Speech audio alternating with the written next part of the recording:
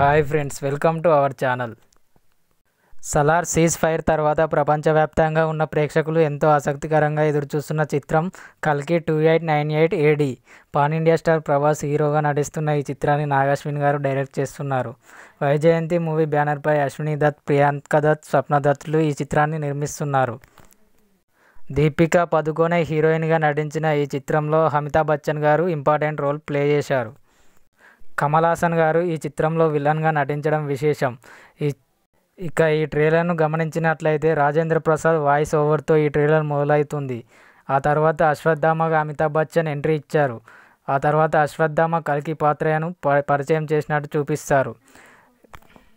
ఇక ప్రభాస్ చెప్పే డైలాగ్ ఫ్యాన్స్ను ఆకట్టుకునే విధంగా ఉంది. ఆ డైలాగ్ వచ్చేసి, రికార్డ్ చెక్ చేసుకో, ఇప్పటి వరకు నేను ఏ ఫైట్ ఓడిపోలేదంటూ ప్రభాస్ చెప్పే డైలాగ్ అయితే ఎంతో బజ్ని క్రియేట్ చేస్తుంది. అయితే మన హీరో ప్రభాస్ కంటే అమితాబ్ బచ్చన్ రోల్కే ఎక్కువ ఎలివేషన్స్ ఇచ్చారు.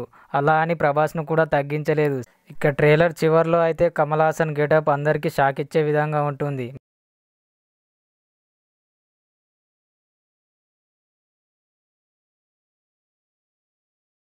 ఈ మూవీ జూన్ 27న థియేటర్లలో రిలీజ్ కాబోతుంది.